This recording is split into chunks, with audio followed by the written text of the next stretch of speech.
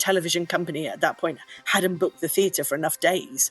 And he was like, no, we'll get in on one day, we'll do rehearsals the next day, and then we'll put a live audience in front of it. And I was just like, no, that's not going to work. Like, we've got to focus lights, and we've got to like do sound checks, and we have to do a technical rehearsal, and then we have to do a dress rehearsal. And he was just like, I don't know what you're talking about. So, that whole thing of like having an A plan, a B plan, a C plan, which again in the theatre you don't really need other than perhaps an understudy or a manual winch if you're doing something that might fail technically. But, outdoors, the challenges are so much greater in terms of the fact the weather, the wind can actually majorly affect that storytelling. And everyone who comes to work for me, I teach them AutoCAD. Like, that's, and they're just like, oh my God, I've wanted to learn this for years. And I'm like, well, I'm going to teach you how to do it. Because I believe that if we don't share the skills, if we don't encourage that next generation, why have I worked so hard to make an industry work if there's no one to come behind us and take it over? Rock and roll is still magic, but okay. Are there any other similarities or differences that you see among different genres of the entertainment events have, their own particularities, or maybe large-scale events? Yeah, interestingly, that like I said, I always wanted to work in television, and then of course I was like, why do I want to do that? And actually, even live television isn't that live. Do you know what I mean? Because they have the facility to edit it, and change it. So I think for me, the adrenaline of something live is way more exciting than something that's pre-recorded. I mean, again, I love it when there's a television broadcasting included in what I'm doing. If they're recording a concert, or I do a big cultural event here in Wales, which is filmed by a television company every year and broadcast throughout the process. And again, the camera focuses in on something quite specific. And, so again, there's a fair bit of detail there, but it's the neatness. It's when they pull out and do that wide shot and you're just like, oh my God, there's cables. Oh, you can see cables. Oh my goodness, that's awful. That sort of so it's always good to look in the gallery. The same on Cbeebies, we spend loads of time, because that's a theatre show that we put on stage using the sort of television personalities, and then the channel record it and it becomes a television broadcast. And they edit it so they can get shots of the kids in the audience and all that jazz. But of course, it's always the cross shot that they end up picking up on. And of course, it goes into the wings, where we've just got the black legs hanging. So there's always tons of dressing that has to go on the wings, because the audience in a theatre is looking at it front on, whereas the camera is obviously cutting different angles. So suddenly, the designer will be looking in the gallery on the screens going, oh, heck, there's blooming... They can see behind that, or we need to just dress that black leg in a little bit more, So it's always been a real battle between what television want and what we're doing as a live show. And the live audience is obviously having a slightly different experience to then what they'll see when the thing's edited on television. And I'll never forget the first time we did the Cbeebies show. It was a real coming together of two worlds, and neither really understood each other, which is sort of how I got the gig, because someone said, oh, but Sarah understands how television and theatre works, so maybe we should get her on this project. So hence I was involved in that. But in the first year, they had a floor manager, which is a television role, which is sort of like a stage manager, but they do a lot less. Anyway, the curtain came in for a scene change, cloth came in for a scene change, and this floor manager ran on and said to me, oh, well, I'm going to stop there and we'll just reset. I was like, get off this stage. We are not stopping. There is no danger. We are not stopping. He just wanted to redo the scene for some reason. I don't know. But I said to him, get off. We're not stopping. And he was like, well, no, but we always stop. I was like, we're doing a live theatre show. We're not going to stop. Go away. So anyway, get off the stage. We got to the end. I said, look, we just do pickups. It's fine. We just do a pickup. It's no problem. Anyway, next year I kind of was amused because the floor manager didn't get invited back, and they just decided that role wasn't necessary, because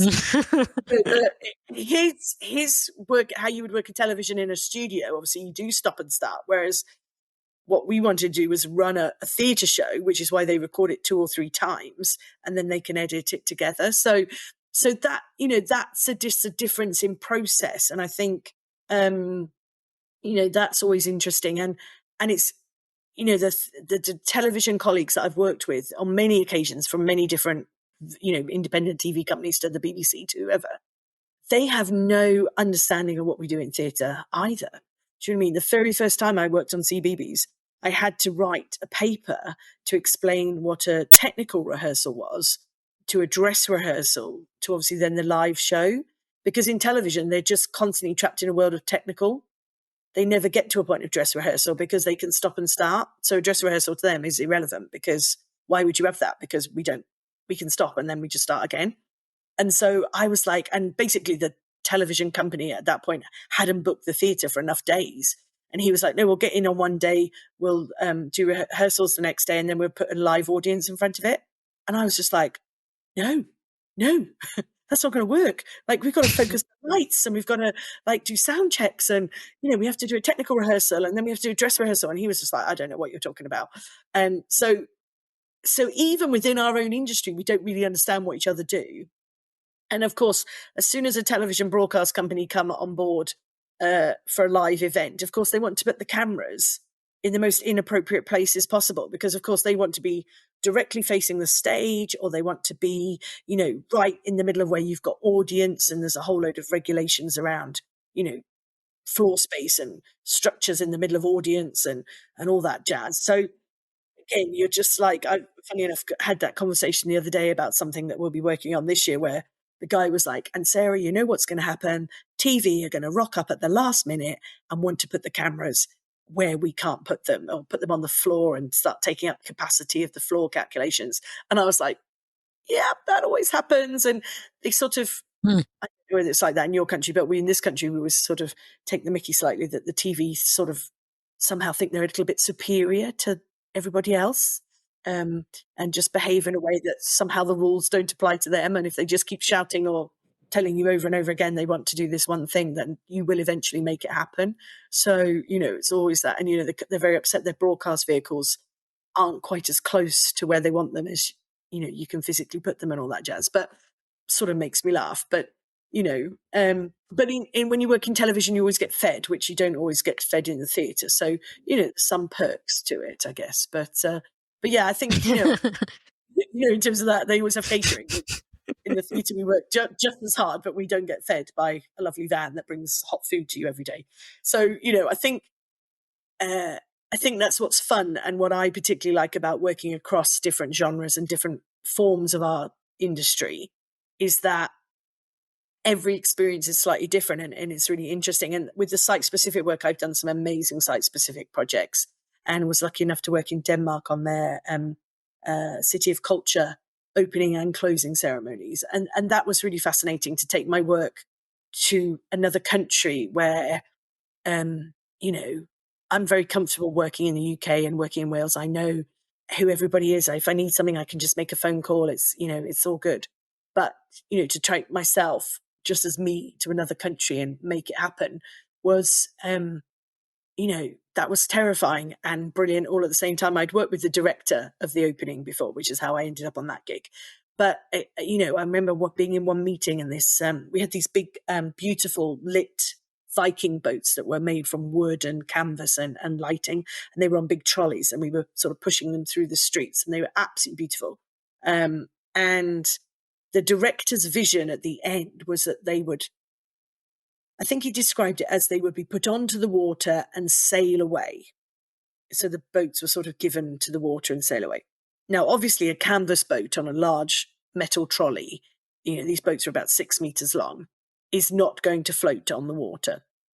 So this poor Danish lad, he'd been there, he'd listened to this information, and he'd gone away, and he'd been sourcing cranes and barges and all this kind of very expensive infrastructure.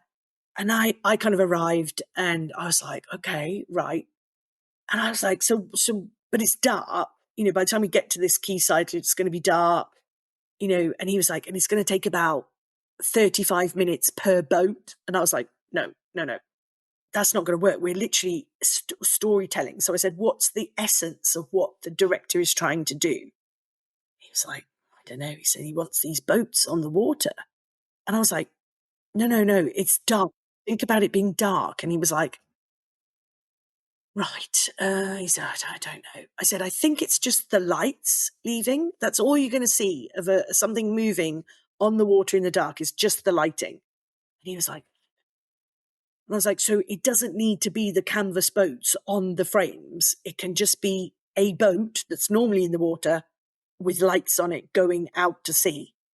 He was like that. Like, oh my God, I never.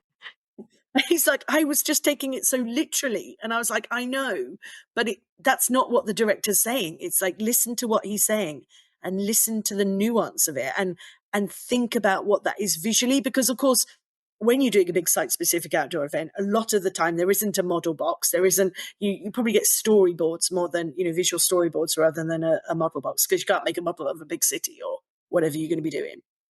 So this lad, he hadn't really come from a creative background, and he just didn't see that, I mean, why in a live show would you have 35 minutes per boat to load it onto a barge and a crane? I mean, it just wasn't going to be feasible, or within the narrative time, So bless him. So we just dressed some boats in lights and achieved exactly the same thing. But I think that's what's brilliant when you get to work with different people and in different countries, and just, when you're storytelling on a site-specific show, is you've suddenly got a lot more tools to play with. You've got a lot more things. You can use big things, and you can use cranes, and you can use boats, and you can use cars and trucks, and there's so much more that you can bring to a space when it's outdoors. But it's the nuance of the storytelling that becomes important. And I've sat through many meetings in the past where people, want to do something outdoors, but it's all about the text. And I'm like, can't really be about the text if it's outdoors. You've got to visually tell that story as well. Otherwise, people won't hear it, because a plane might go overhead or a bird might do a block next to you, or do you know what I mean? There's lots of things that will take the focus of someone when they're outside, if it's an outside site specific thing. So I think, I get really caught up in the storytelling as well. I don't know how have I even got onto this bit of conversation. I don't know. But, when I'm doing site specific work, I think for me, the thing I love about that is the telling of the story, and how you tell that story in such a big canvas, in a massive space, or or you don't know, like back in 2011, one of my highlights of my career, I suppose, was working on The Passion of Talbot with Michael Sheen, the actor, who is from Talbot. It's a very rundown industrial town here in South Wales. It's sort of not somewhere you'd ever go if you weren't actually from there, probably. It does have a lovely beach, but I don't think most people realise that. And Michael, despite the fact he's a Hollywood actor and, works all over the world, and he's very fond of his hometown. And we did this big retelling of the Passion story, the story of Christ over an Easter, using his hometown and literally every aspect of it, the people, the locations, anything and everyone. The whole town was kind of bought in. There's only about 20,000 people live there, and they all seem to want to be part of it. And, we did it over 3 days, and it was exhausting, and it was magical, and it was brilliant. And, we started off with probably 5,000 or 6,000 people watching the first day. And by the time we got to the crucifixion on the Sunday, we had about 25,000 people there, which, they were just kept coming. I don't know where these people came from. There was just hundreds of thousands. They just kept coming. But it was amazing. And I remember the one day on the Sunday morning, I was kind of there in my high-vis vest, stopping some traffic on a road that hadn't really applied to stop the traffic on, whilst we moved some scaffolding onto a roundabout to start building the crucifixion cross. And this guy wound down his window, and I was like, oh, heck, he's going to have a go at me now about stopping the traffic. And he said to me, I just want to say thank you. And I was like, what? And he was like, I just want to say thank you. He said, I've just been and bought every newspaper. He said, we're on the front of every newspaper in the country, national newspapers. He was like, with a good news story. This town doesn't have good news stories. This is amazing. And I'm proud. And I was like, oh, right. Okay. Thank you. Well, I said, you best to come. And he was like, yeah, I'll be here. And I was just like, oh my God, like, that was amazing. Do you know what I mean? It's just a conversation in in a 3 days of like, oh my God, what are we doing? And literally, we're taking over this town and, can't see, it was like a giant pop-up book, everything had to kind of be built and taken down and built and taken down. And then we change it. And then we'd be in a different location. We had like 140 crew working on it, lots of whom were volunteers, lots of whom were people in training. We had an old working men's club, which is sort of like a social club as our base, and I don't think they knew what was going on, but the 6 or 7 men who always came there for a beer every day would still come for their beer, despite the fact there was actors changing. The car park was full of technical gear. In the kind of main hall, we had like the catering bit in the middle, and then people changing all around us, the wardrobe at the end. I mean, it was just chaos, but it was also magical at the same time. And, but just the impact on that town, and people still talk about it now. And it's 13 years later, it just had such an impact. And also, I think in the UK, that show was also a show that really kind of transformed the notion of what site-specific theatre was at scale.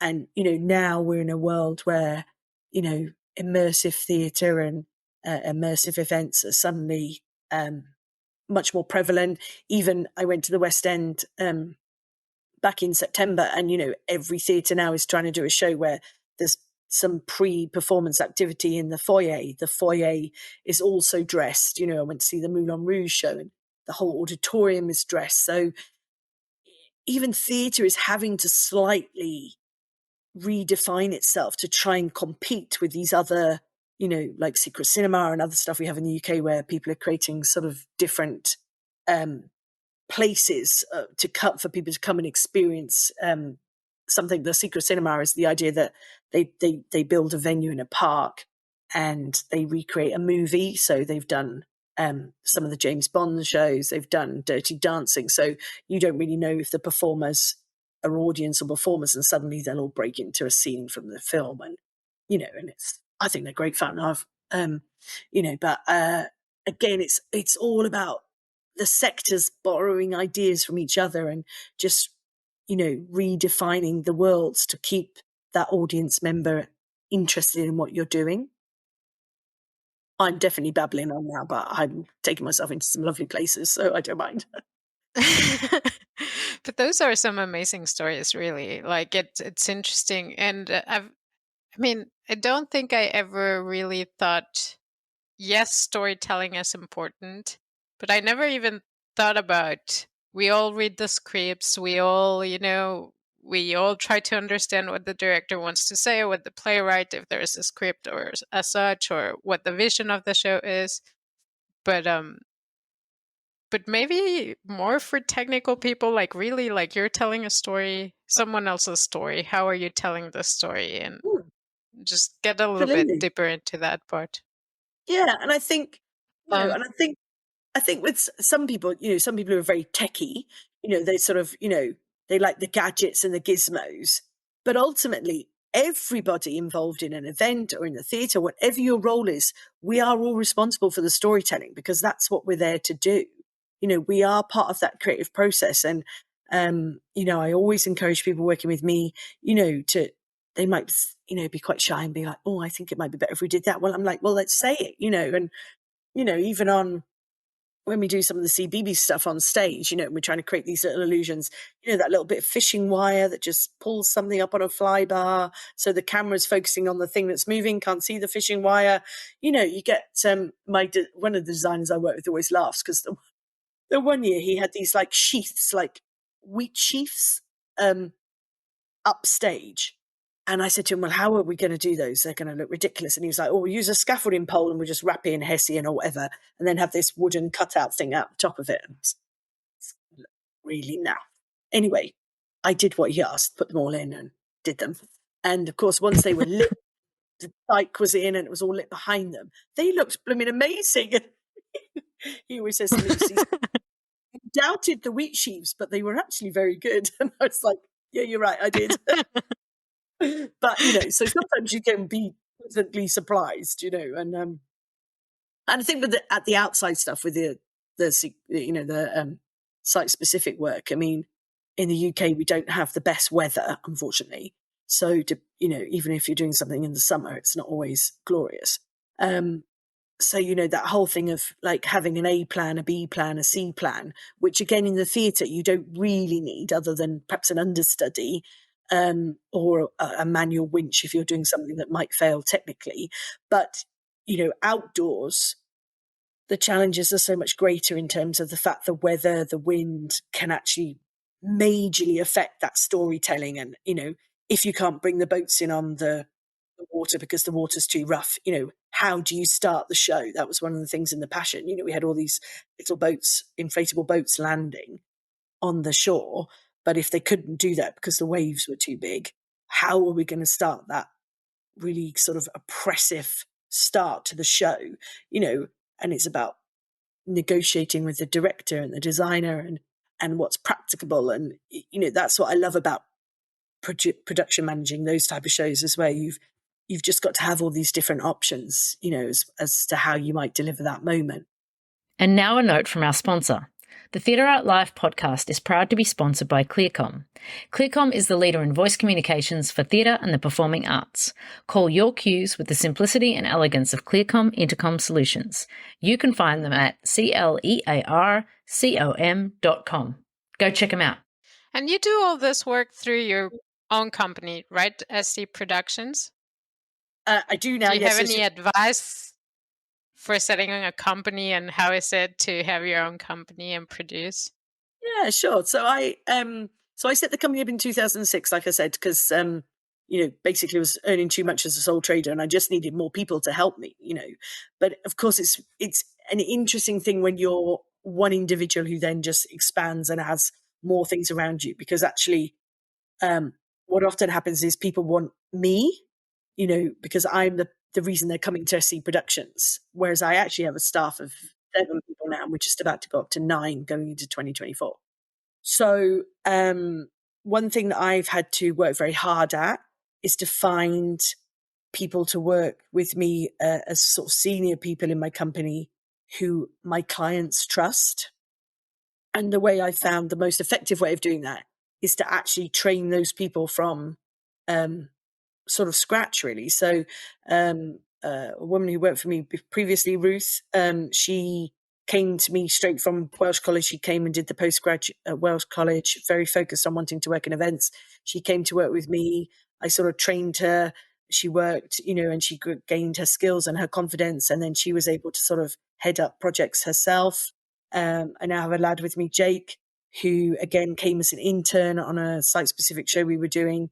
He was great. I was like, right, he's not getting away. So I was like, right, Jake, would you like a job? He then has come through, and he's now a company director alongside me as Ruth was previous.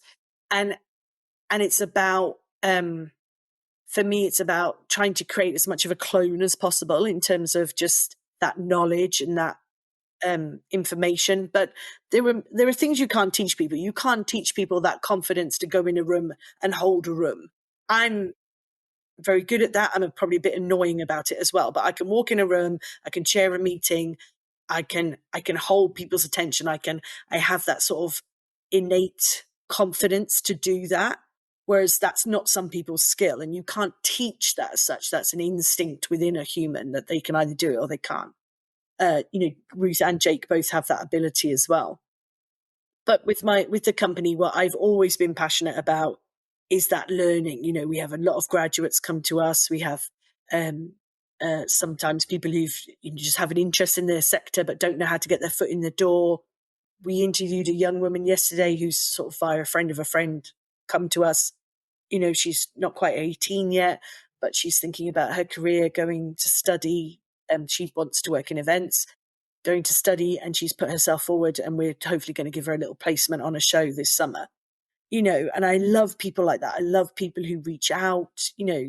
This kid it's a bit spurious how she's got to us, but it's brilliant. She's found us and she's looked at the website. She knows what we do. She's, she's written to us. She's forged that link, and for me in the company, it's, I'm all about giving people opportunity, particularly women.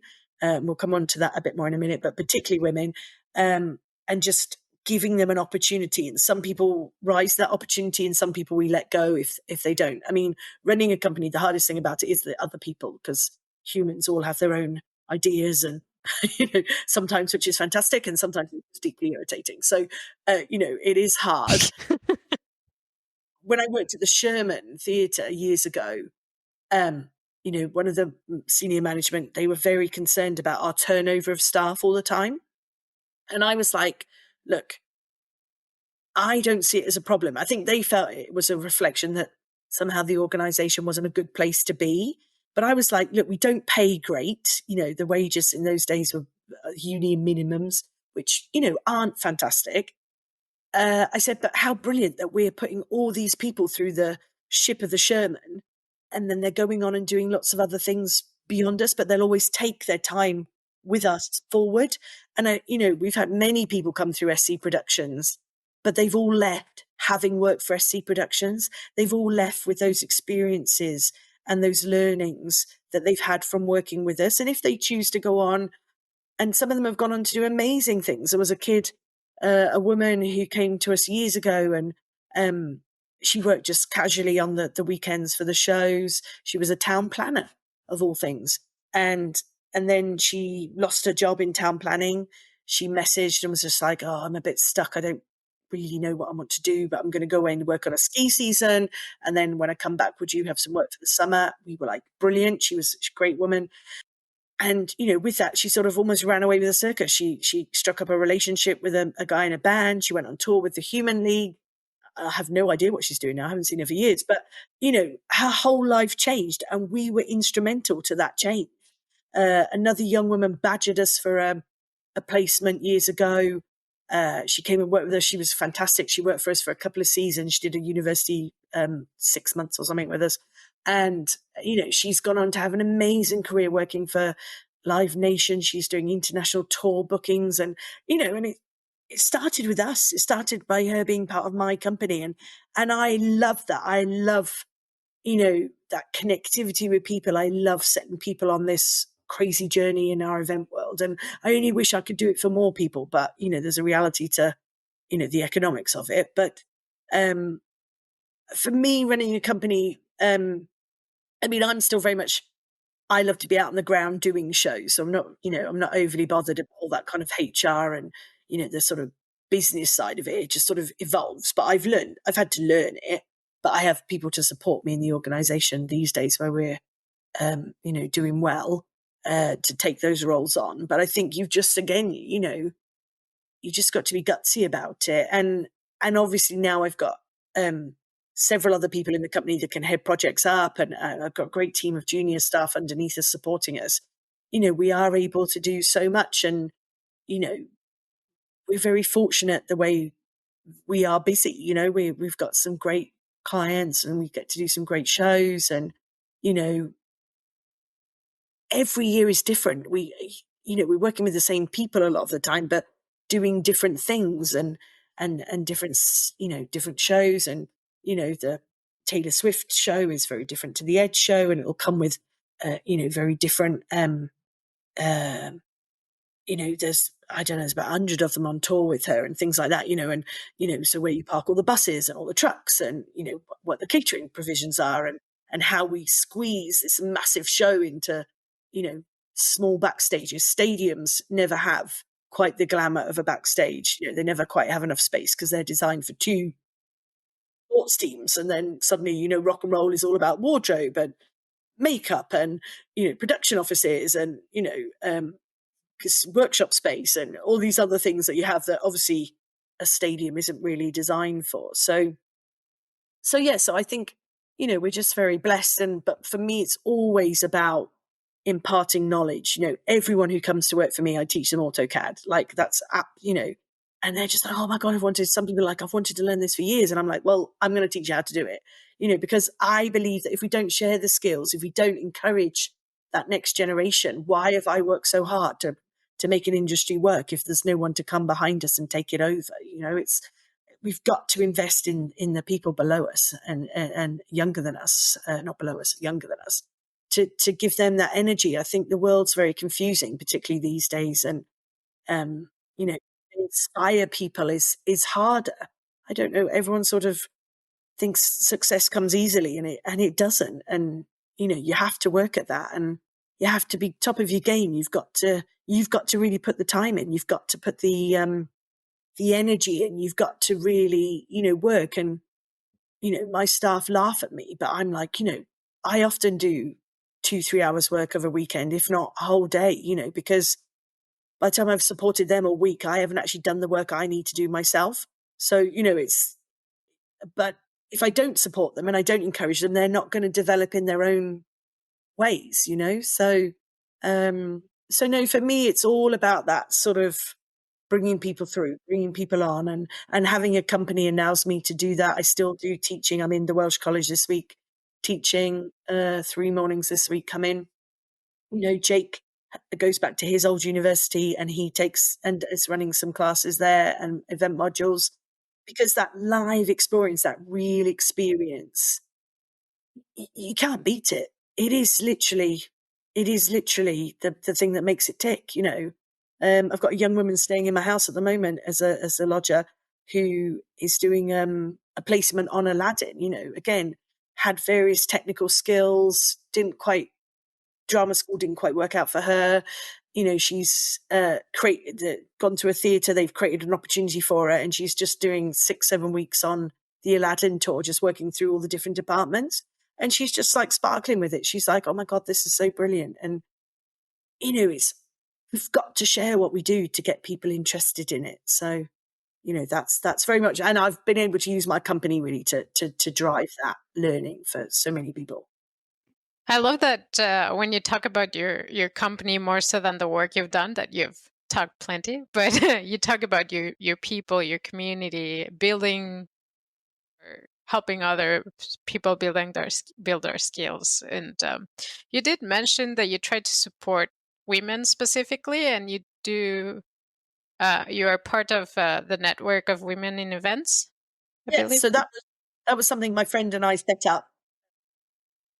Laying on the beach on holiday one year, just chomping on about, we have various publications in the UK and magazines and award shows, but they're, to be fair, always the same people involved, the same names that come up, and they were always male, and it really peed us off. So we were lying on the beach chomping on about it this one day, and I was like, hold on a minute, why don't we just do something about this? And literally, not that we want to hold an award ceremony, not that we want to create our own magazines, but why don't we just gather together the women of our workforce in the UK under some umbrella where we can just celebrate ourselves. We can offer training amongst ourselves. We can have just social gatherings with a glass of wine. We can put things in publications. One of my colleague, Zach, who I set it up with, one of the things she kind of identified was that, or an excuse that was being used was that, when panels were being set up, the men didn't know what women to ask. So she was like, well, if you ask us, we can provide you with a whole load of women that could potentially be on your panel. So it was about trying to just be a bit more visible. And both Zach and I have always been passionate about supporting women in the workplace. Zach always tells a story about when she first met me in 1998 in a field, doing a show. She'd never seen another woman on a site, a music site at that point. And she was just like, oh my God, it's a woman and she's in charge, And I, that was just what it was. But she's right. There was very few of us. It was me and another girl in the UK. There was probably 3 of us that I knew by name that were women that worked in our sector. Whereas now that's changed. There's a lot more visibility for women. We've been through NAWI. There's been quite a lot of work about women who come back to work having had children. Because again, where's the information in the world about that? Where are those dialogues happening? And, it's a Facebook group. It's, people do gather and have gatherings and stuff, and we have got some stuff into publication. So it's been really fruitful, but also, a man is not going to have a conversation about whether breastfeeding at work is a good idea. Do you know what I mean? Or, how we pay women with children, because actually it came up that some of the trade shows, babes in pushchairs aren't allowed to go to these trade shows. And, some of the women as part of NAWI were like, well, how am I supposed to go to the trade show when I'm a new mum? I still want to connect with my industry, but I have to take my child in a pushchair. where's the problem with the child in the pushchair? Do you know what I mean? So it's like, and these are things that when you challenge the kind of infrastructure, they just go, oh, never thought about that. Do you know what I mean? And, and I think as a sector, facilitating women with families is important, and brilliantly, this week, Lisa has come back to work for SE Productions. Now, Lisa was my very first site assistant back in 2000 when I had my 2 jobs, so she would help me. And she was, again, a student who nagged me. I said, okay, fine, take you on. Lisa worked with me. She then got married, had a family, sort of took freelance work and sort of did mainly theatre jobs. And then as her children have got older, I've sort of tried to lure her back into things. We've worked on some stuff together. And towards the end of last year, I was like, mate, would you consider coming to work for SE Productions on a sort of permanent but part-time basis that would fit around your family life, work from home? Obviously, she doesn't live in Cardiff. But, and because what we actually need is someone who doesn't really want to go out on site all the time, who can sit and do, quotes and prep and drawings. And because with these stadium shows, when they go on sale, we might have done the drawings for them like 12 months in advance of, plotting them into each of the different venues they're going to use in the UK, so they can do the ticket manifest, they can do all of that, because the on sales are so far in advance of when the actual shows are. And that's what catches us out a little bit when I'm out in a field. I can't be doing all that as well. So anyway, I went to Lisa and made her this offer. And how brilliant. It's 2023, 23 years later from having worked with me in those first couple of summers back in 2000 and 2001, she's coming on board as a permanent member of staff. I mean, for me, that's just amazing. And she's got 2 teenage children. She's got a husband who works freelance in the theatre sector. So it's not straightforward. We have to kind of work around it. But how brilliant, that she's able to come and work for us now. And for me, and I think that's when Nowie was able to sort of tackle and continues to tackle, they're running a great mentoring program now. We've sort of handed the baton on to some other women now to run it, but they're running a mentoring program, connecting more senior women with junior women to create those opportunities. Women view things in a different way to men. It's a fact. Like, we're not trying to slag off men. We're not trying to, take over from them, but we just want parity, and we want to celebrate the women who work in our sector and support the women who work in our sector with the needs that they have to make that work happen, and to facilitate it and think about things differently. We are capable of doing all of those things. Of course we are. So with all that we've said so far, what would you say is your favorite thing about your job? My favorite thing about my job is that every day is different. And if you could change one thing, or you may be already trying to, but if you could change one thing about your job or the industry, what would you change? I think, oh my God, that's a hard question. I think we're in a sort of precipice where greed is a tricky thing in our sector, not so much the theatre sector, but particularly in the music world. To put on a concert is super expensive. The ticket prices have become ridiculously expensive. The artists and people around them, obviously have their costs, but, the whole thing is becoming extremely expensive. And I do worry that greed, from lots of different people, not just one avenue, is sometimes a problem that might have a detrimental effect on our sector. To listen to my niece not long ago crying down the phone that she'd saved £120 for a ticket, and when they went on sale they were £160, and she didn't have that extra money. But that's also a huge amount of money. She's only 13 years old. That's really harsh, to see an artist that she's really fond of. So for me, I think somehow I'd just like to see the economics change around it all, but I guess that's not going to happen. But that would be my one thing. But I think our sector is, I can feel now, 2023 felt like the sector was really overcoming those challenges of COVID. This year, coming into 24, there feels like there's a lot of new work out there, particularly in the theatre sector. The producers are back making work, they're coming through those challenging times. So, I feel we're in a good place in terms of that, but the economics of the sector across the board are very challenging at the moment. So that would be my one thing I'd like to try and magically solve if I could. Money. I know.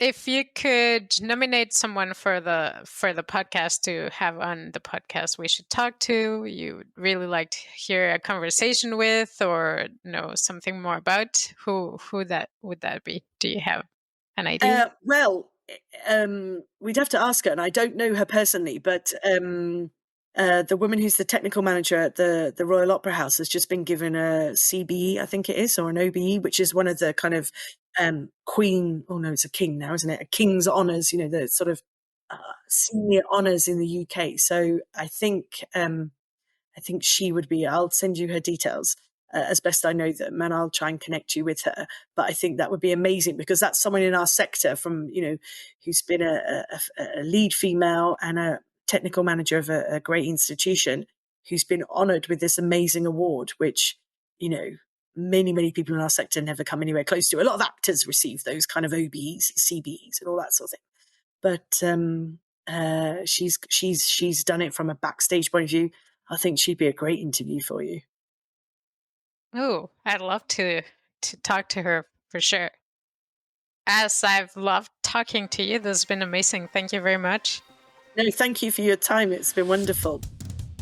Theatre Art Live is a global media site for entertainment. Memberships start at only $38 per year.